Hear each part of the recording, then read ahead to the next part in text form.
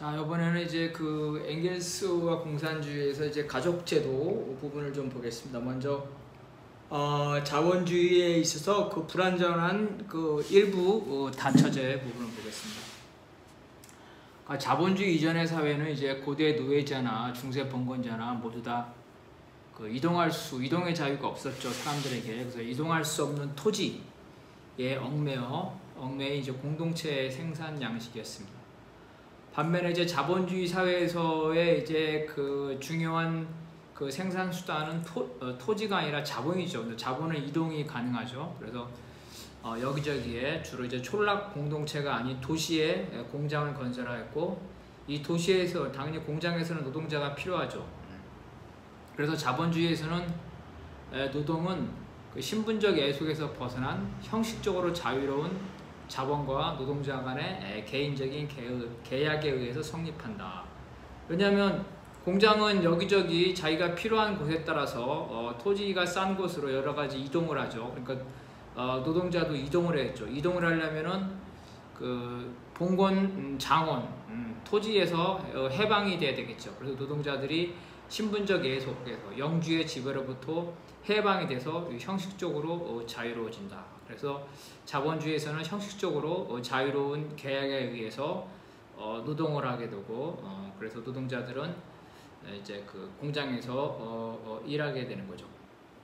그래서 중세의 봉건 공동체, 촌락 공동체에서 배출된 노동자들이 하나하나 개별적으로 분산돼서 수많은 노동계약이 서로 경쟁을 해야지만 자본가들은 서로 그 낮은 임금을 받을 수 있죠.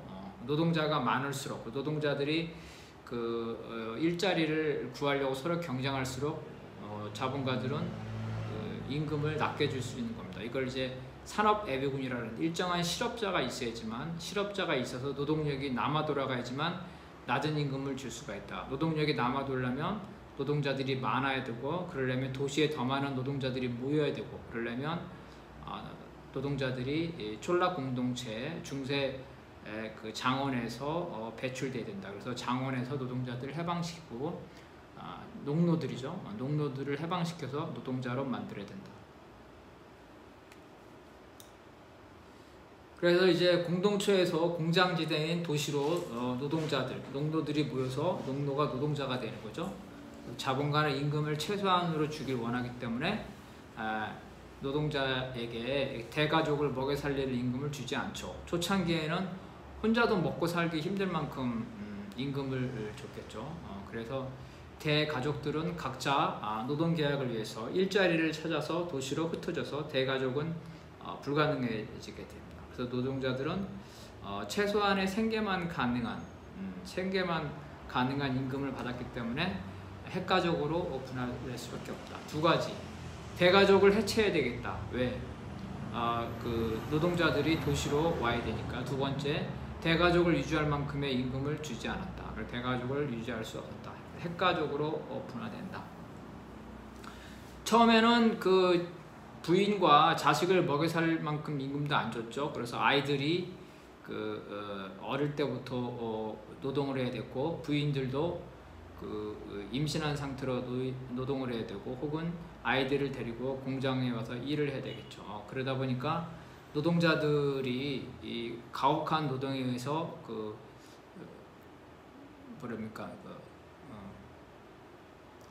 수명, 그렇죠? 노동자들의 수명이 짧아져서, 평균 수명이 짧아져서 국가 전체를 보면 노동력이 유실이 되기 때문에 국가가 노동력을 보존하기 위해서 강제로 이제 법을 만들게 되죠. 그래서 노동보호법은 두 가지다. 첫 번째는 총 노동력을 보존하기 위해서 국가가 개별 자본가들을 통제하는 거죠. 그래서 총자본의 이익을 위해서 국가가 노동법을 만들었다. 두 번째는 노동자들이 자기의 열악한 노동 환경을 개선하기 위해서 투쟁을 통해서 또 노동법을 만들었다.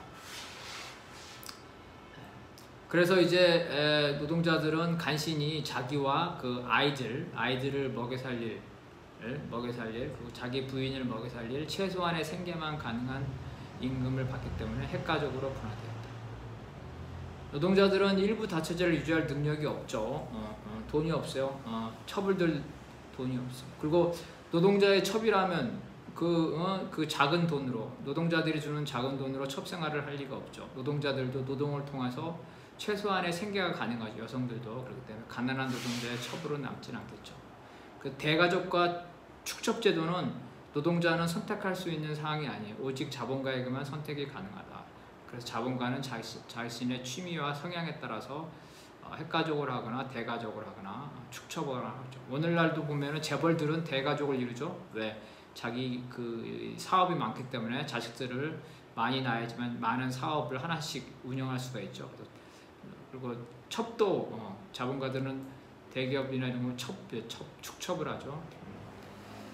그래서 이런 거는 오로지 자본가에게만 선택이 가능하죠.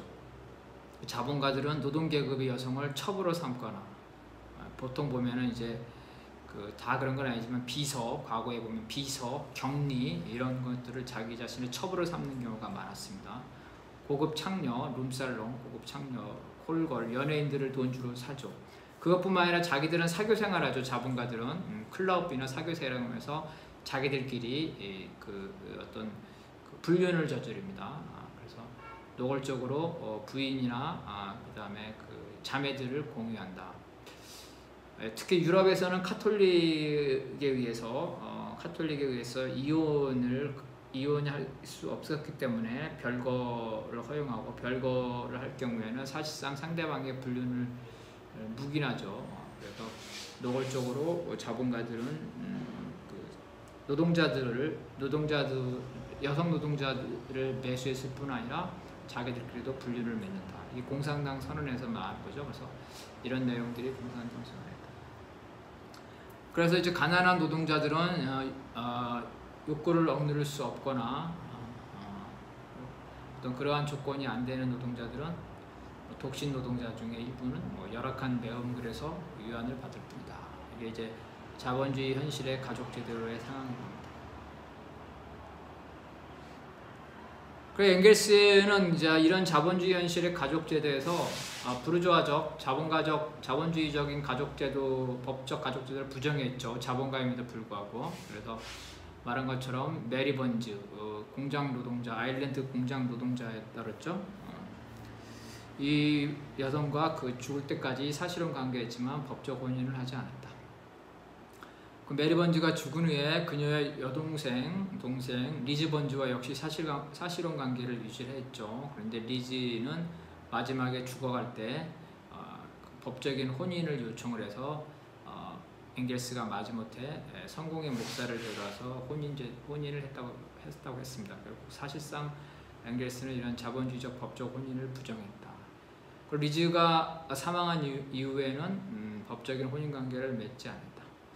리즈 번즈 자매와 관계를 볼 때 엥겔스는 일불처제도 구속받지 않은 것으로 보입니다. 또 엥겔스는 자식을 낳지 않았습니다. 그래서 혈연을 필수 조건으로 하는 가족이라는 그런 부분을 받아들이지 않았어요. 오히려 동지적 관계, 동반자적 관계의 공동체로서 가정을 평생도록 유지했다. 그래서 엥겔스가 대가족을 유지할 수 있는 대가족이 아니라 대가정이겠죠. 대가정을 유지할 수 있는 재산이 있기도 했겠지만 어쨌든 번즈 자매와 그 조카, 마르크스의 자녀들, 마르크스가 사망한 이후에 마르크스의 하녀들, 마르크스의 사생아, 그 밖에 혁명가 동지들과 죽을 때까지 같이 살았다.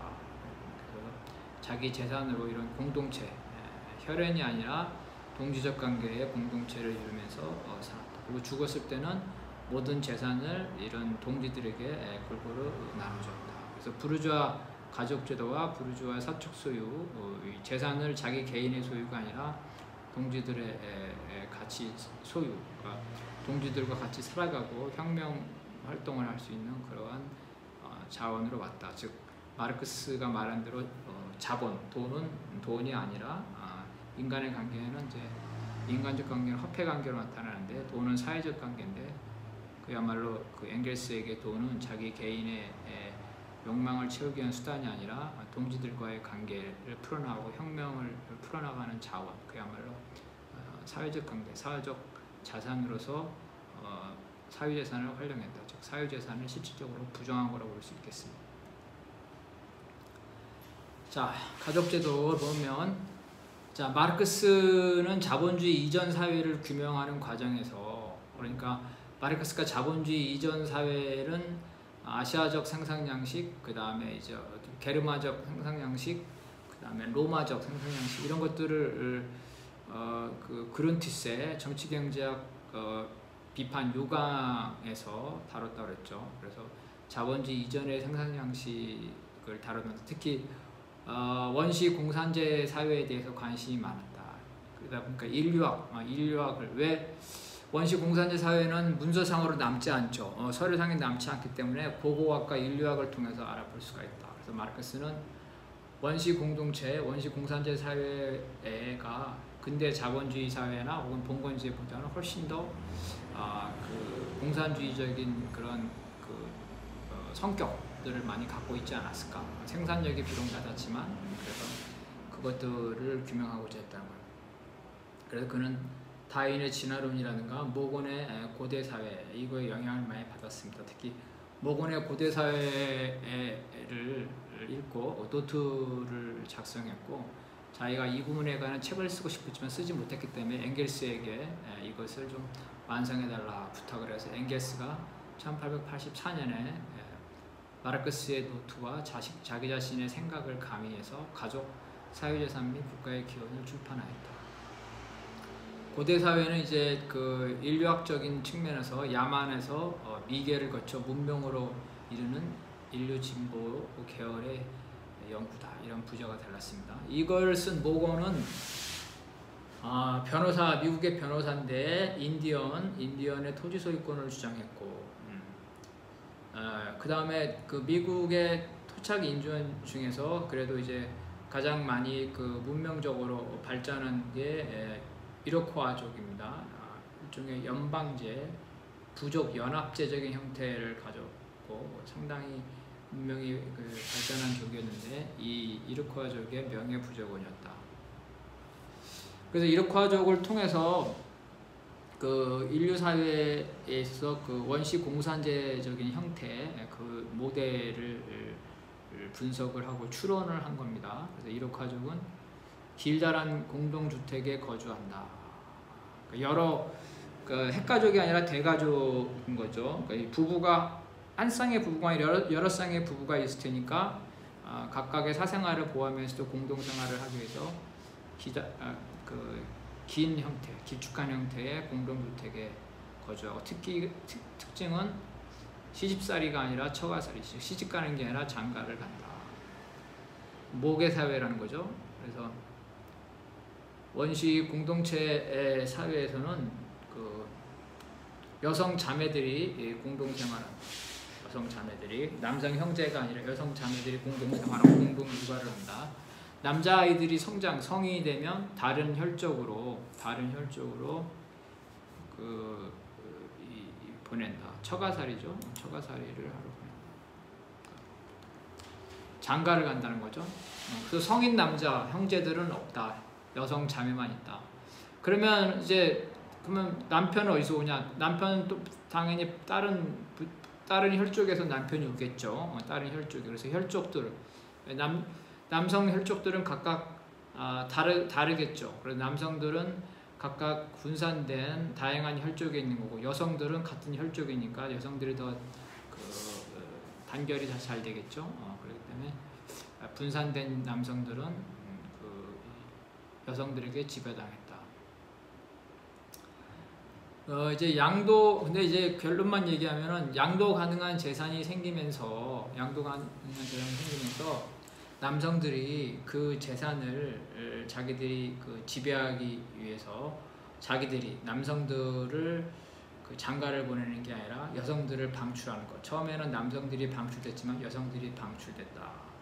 그래서 남성들이 방출되는 처가살이에서 여성들이 방출되는 시집살이로 전환되면서 부계사로의 전환이 시작되었다는 게 여기서 되게 중요한 내용입니다. 그 과정을 좀 자세히 보자는 겁니다.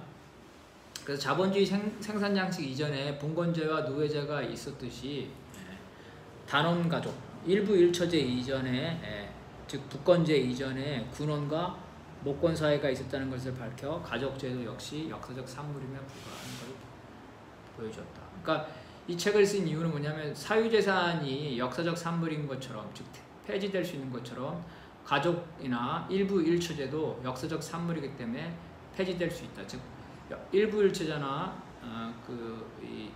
일부 일처제나 이런 단원제도 이런 것들 북의 사회 이런 거 이전에 다른 형태의 사회도 있었다는 거죠. 그래서 다른 형태의 사회도 없어졌듯이 바로 이런 북의 사회라든가 일부 일처제 사회도 없어질 수 있다. 그래서 가족제도는 영원 불변한 게 아니다 하는 것을 하기 위해서 밝힌 겁니다. 그래서 엥겔스에 따르면은 이제 비로소 사회주의 사회에서만 이런 그 남녀 간의 관계라는 것들이 순수한 애정으로 맺어질 것이고 사회를 유지하기 위한 수단이 되지 않을 것이다. 진정한 양성의 평등이 이루어진다는 것. 국가 역시 이제 외부에서 엥겔스가 검토한 바에 의하면 국가는 외부에서 이제 강제된 것이 아니라 내부에서 시족들의 투쟁과 통합을 통해서 내적으로 발전해 왔음을 밝혔다.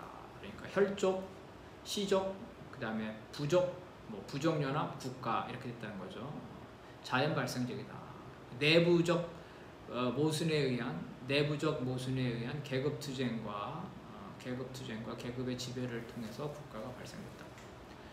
계급과 마찬가지로 국가 역시 역사적 산물이다. 그러니까 계급이 소멸할 수 있는 것처럼 국가도 소멸할 수 있다. 계급 지배가 사라지면 그 토대인 국가도 사라진다. 그러니까 생산자들의 자유롭고 평등한 연합, 아소시옹을 기초로 하여 이러한 연합들이 생겼을 때 이런 그 생산자들의 연합 이런 것들이 생겼을 때 공산주의 사회에서는 더 이상 국가가 필요하지 않을 거다. 이렇게 주장했다는 거예요. 자, 그럼 원시 사회에서 인간이 원시 사회에서 어떻게 그 첫 번째 나타난 게 모계 사회인데 모계 사회가 어떻게 나타났으며 혼인제도가 대우원, 그 대우원이라는 것은 배우자가 있는 혼인이라는 건데 그것들이 어떻게 나타난지를 한번 보겠습니다.